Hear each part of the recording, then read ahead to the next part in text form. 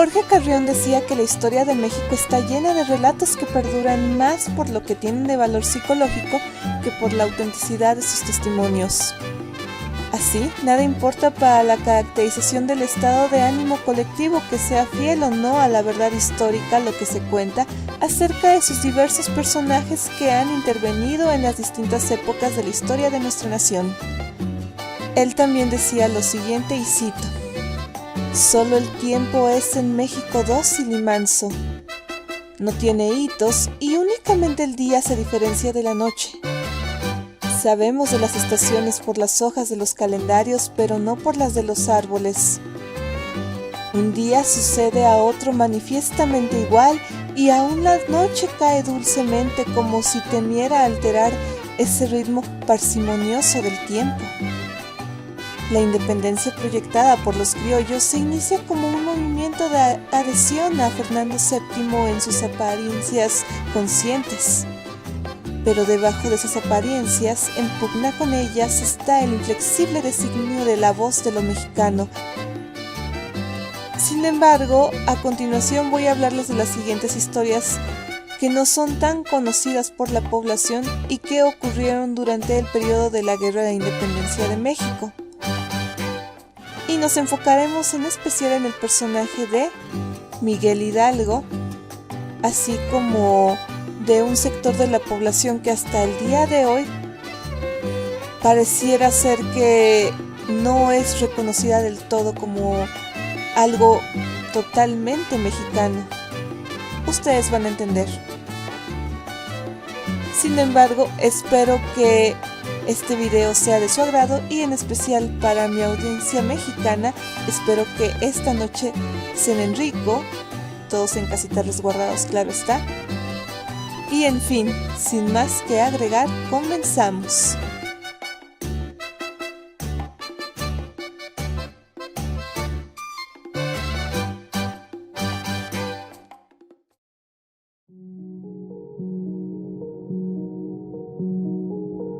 De acuerdo con Berta Hernández, muchos nos hemos preguntado, ¿cómo era Miguel Hidalgo? ¿Cómo, más allá de esos instantes en que decidió entrar en la historia, se comportaba? Es que él fue como cualquier persona, con instantes de duda, de furia, arrepentimiento. En fin, hay instantes, hay destellos de una vida privada de la que se dice mucho, se especula más y se imagina todavía más. Pero a quien están como ese puñado de sombras en las manos, aquellos fantasmas, entre comillas, en los que alguna vez anidó el amor. Estas cuestiones nos permiten actualmente entender a estos personajes a los que seguimos manteniendo en pedestales y a los que cada tanto nos empeñamos en bajar a la vida real como personajes actores de la historia y por lo tanto seres humanos comunes y corrientes. Por lo tanto, ¿nos tendría que extrañar que Hidalgo tuviera diversas parejas e hijos? Sinceramente yo no lo creo, en especial si nos adentramos un poco en sus biografías. Es conocida la anécdota en la cual el talentoso cura de Dolores le suelta un pícaro pero elegante piropo a los senos de Victoria de Saint-Maximin, la criolla francesa cuñada del difunto virrey Bernardo de Galvez y esposa del intendente de Guanajuato, Juan Antonio de Riaño. También se conocen las muchas historias, algunas sin comprobación, de los sucesos en torno a la vida de Miguel Hidalgo en el curato de San Felipe Torres Mochas, donde su hogar fue conocido, para bien y para mal, como la Francia chiquita. Allí surgieron abundantes historias en la cual se menciona un ánimo galante y muy amante de diversión que a la hora de la Inquisición quiso investigar, simple y llanamente no halló pruebas y dejó por la paz al sacerdote. ¿Será que lo habrían encubierto? En fin, pero calumnia que algo queda, al fin y al cabo. Miguel Hidalgo llegó a San Felipe en enero de 1793. Aquel no era un mal empleo después de un año pasado en su primer empleo como párroco en Colima y después de sus años como rector del Colegio de San Nicolás. Eso sí que era progresar. Cada nuevo trabajo era mejor pagado, con responsabilidades muy definidas, consistentes en predicar, dar un auxilio espiritual a los enfermos y moribundos, ayudar a los pobres de su parroquia y constituirse en el mejor ejemplo posible para sus feligreses.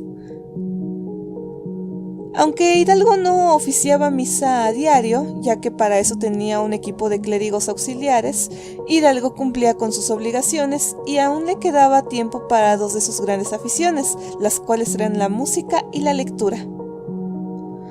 Otra cosa muy cierta es que Miguel Hidalgo le abrió las puertas a indígenas, a diversas castas y mestizos, y claro está, para todos había comida, bebida, baile y uno de sus grandes amores que era el teatro.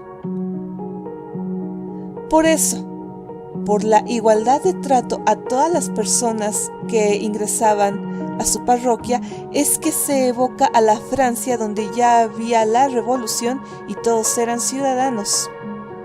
Bueno, entre comillas. Para ese momento, según sus primeros biógrafos, él ya habría tenido 2 hijos, Mariano Lino y Agustina, con Manuela Ramos Pichardo. Después se dijo que Agustina había acompañado a su presunto padre en la Guerra de Independencia, ataviada como hombre, y a la que, confundida por el vulgo con Fernando VII, fue apodada la Fernandita. Pero si bien existió Manuela Ramos, se casó en la Ciudad de México y tuvo varios hijos. Uno sí, como dijimos, que se llamaba Mariano Lino, que no usó el apellido Reyes del hombre con quien se casó Manuela, sino Hidalgo y Costilla, como afirma una inscripción parroquial de su matrimonio. El rastro de esto no es concluyente, porque además se señala a Lino Mariano como hijo legítimo de Hidalgo, una cosa imposible en aquel momento. Después se habló de otra mujer, llamada Josefa Quintana Castañón, a quien el cineasta Antonio Serrano dio vida en su película de 2010, Hidalgo, la historia jamás contada. A doña Josefa se señala la conoció Hidalgo en los días de la Francia chiquita y de ella habría tenido 2 hijas, llamadas Micaela y María Josefa, que habrían vivido en Dolores con las hermanas del cura. En el caso de esta pareja y de estas hijas, aunque hay historiadores prestigiados que consideran probable esta paternidad, también se consigna que no hay pruebas concluyentes y sí una leyenda que se mantuvo al correr de los años. Una mujer más, llamada María Manuela Herrera, denunció en 1808 que ella vivía con el cura Hidalgo manteniendo, entre comillas, una ilícita amistad, cierro las comillas. Cuando la Inquisición indagó, la mujer se hizo humo.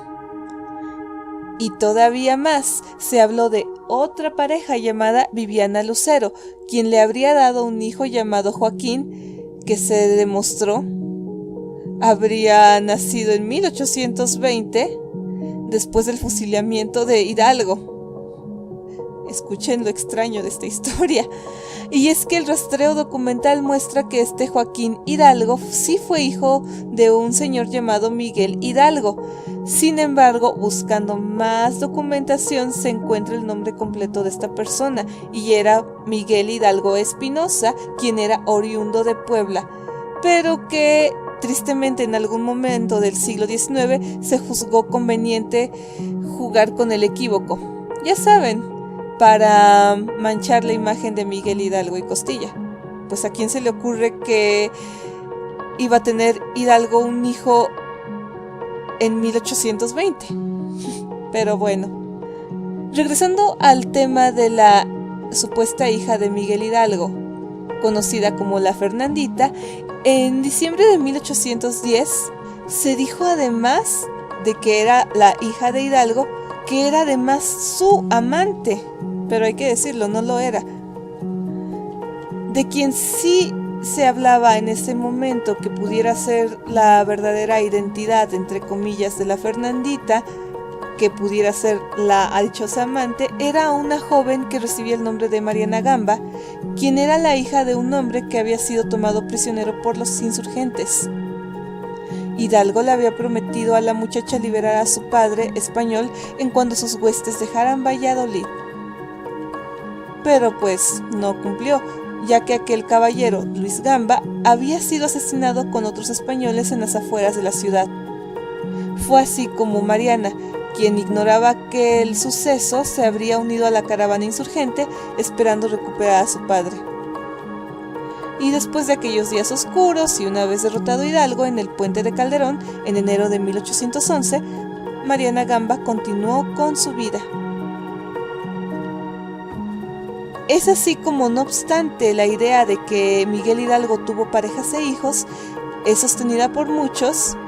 Cabe señalar que en Dolores Hidalgo reside una familia que se dice orgullosa descendiente de Hidalgo al día de hoy. De hecho, a lo largo de 200 años, mucha gente argumenta ser descendiente del cura de Dolores y por lo tanto ha solicitado y obtenido pensiones de gobiernos federales y estatales.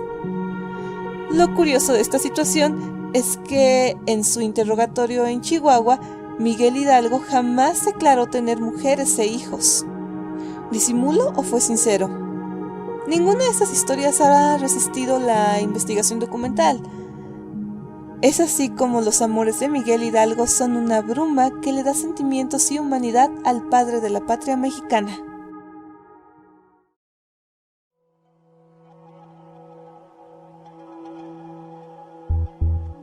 Siguiendo con el propio Miguel Hidalgo, pero en un aspecto totalmente distinto, las investigaciones históricas difieren en el uso de un sustantivo para darle nombre al objeto que nos ocupa. Algunos le llaman bandera, otros le dicen banderín y para unos más es un simple estandarte. Su significado y la simbología que le acompañan también ha dividido opiniones entre los estudios de la historia, ya que para algunos es de una esencia esotérica y otros han escrito que refleja la presencia de la masonería en el devenir de México, mientras unos más asocian su emblema con la religión católica. Actualmente se encuentra en el Museo Nacional de Historia en el Castillo de Chapultepec, en la Ciudad de México, donde se exhibe dentro de la colección Curaduría de Documentos Históricos y Banderas. Esta se trata del Doliente de Hidalgo, que podría ser, por cierto, la segunda bandera de México, cuyo creador, si bien no material pero sí intelectual, fue el zacatecano José María de Cos y Pérez. En la clasificación que ha realizado el Museo Nacional de Historia se menciona que el banderín, denominado, como lo dijimos antes, el Doliente de Hidalgo, fue elaborado en sarga, taeftán y satén de lana a doble vista. Y este tiene un tamaño de 65.5 centímetros de alto por 71 centímetros de ancho.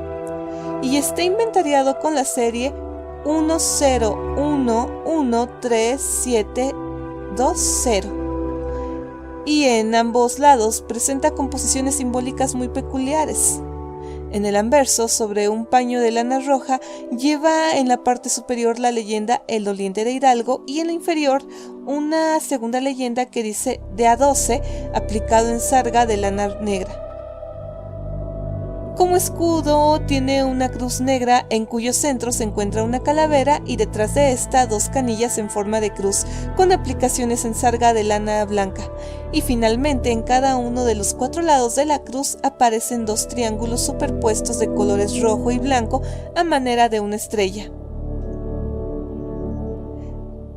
En el reverso, de acuerdo con Moisés Guzmán Pérez, quien es investigador de la Universidad Michoacana de San Nicolás de Hidalgo, puede observarse sobre la cruz negra un arco de guerra estilizado en forma horizontal y una flecha en vertical colocada en posición de ser disparada, ambas en sarga de lana roja.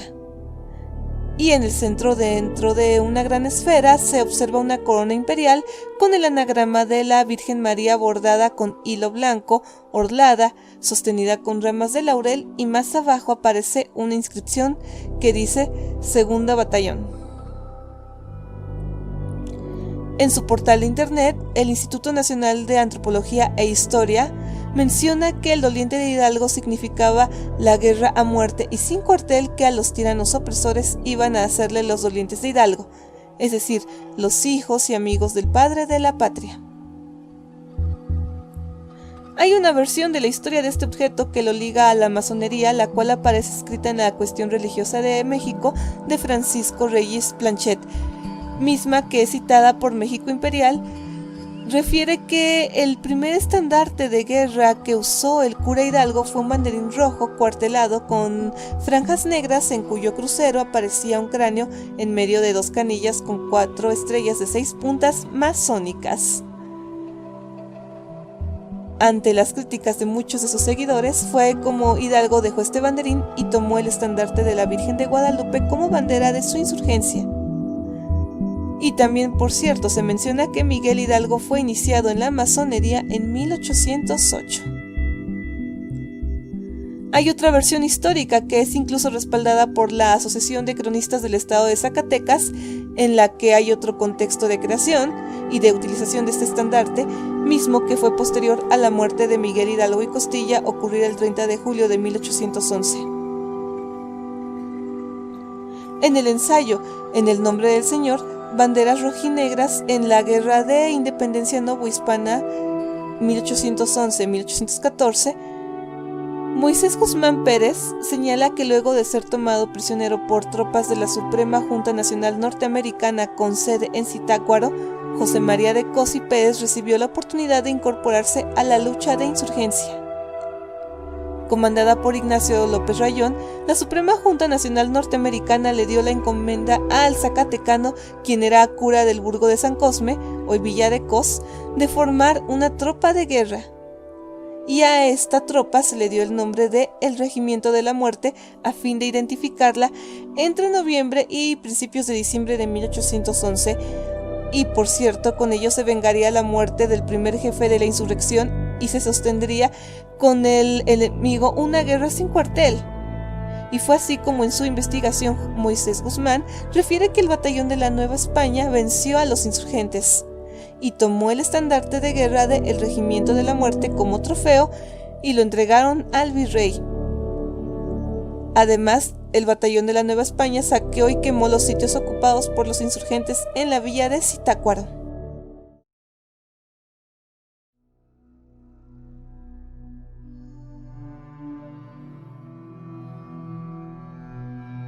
De acuerdo con Luis Prados, miles de esclavos robados de África llegaron encadenados a Veracruz. Ellos son antepasados invisibles de la nación mexicana.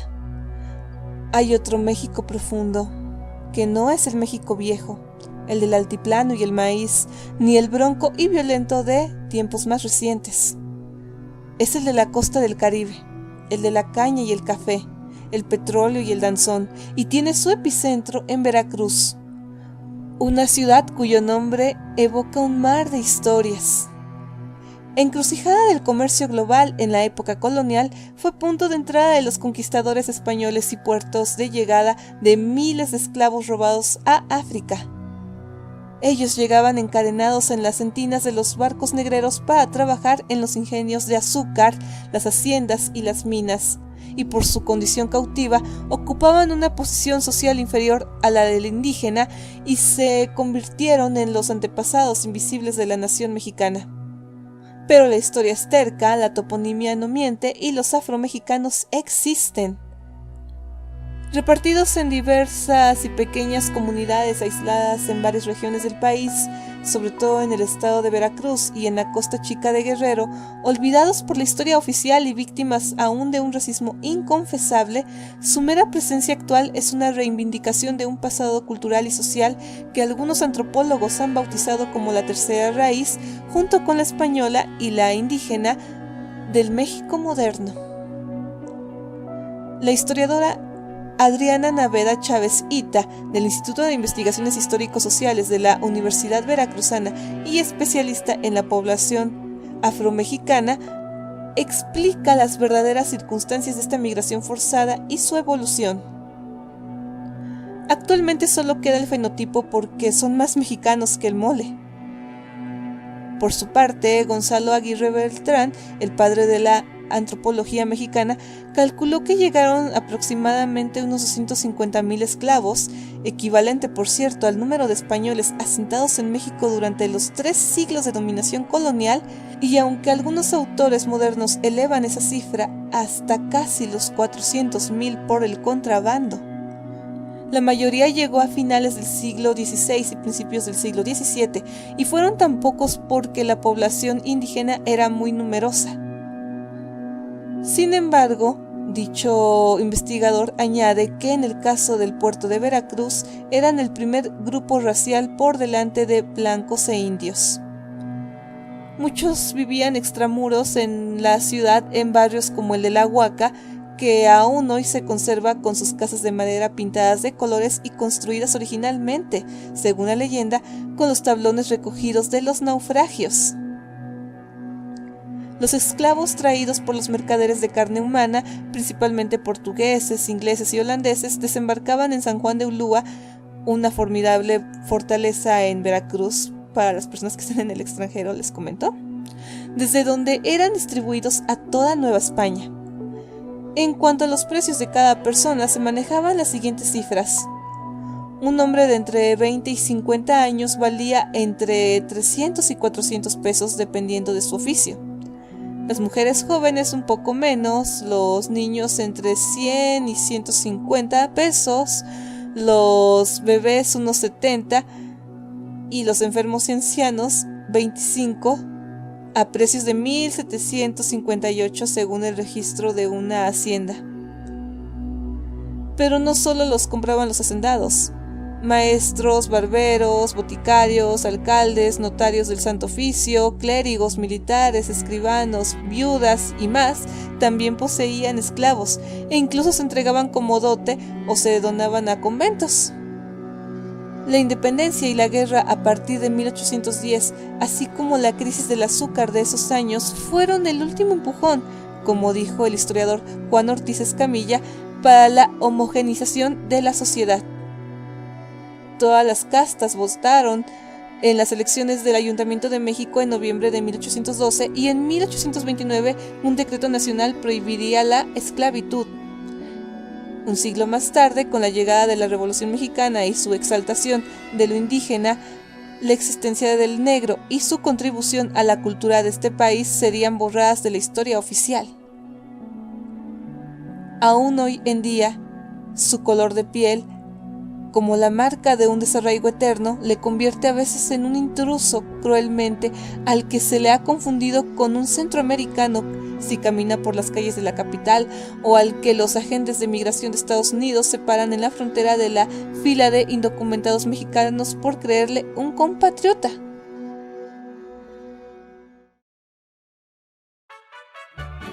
Mi estimada audiencia, espero que estas historias curiosas hayan sido de su interés, y si es así, les agradecería mucho si me ayudan con sus pulgares arriba, si comparten este material con sus contactos en sus redes sociales y si me dejan su valiosa opinión en la caja de comentarios. Síganme en mis redes sociales, las cuales van a aparecer en estos momentos en pantalla y también los voy a dejar en la caja de descripción de este video. Suscríbanse a este canal ya que actualizo su contenido de forma constante y espero que tengan muy dulces pesadillas y grandes satisfacciones. Hasta la próxima.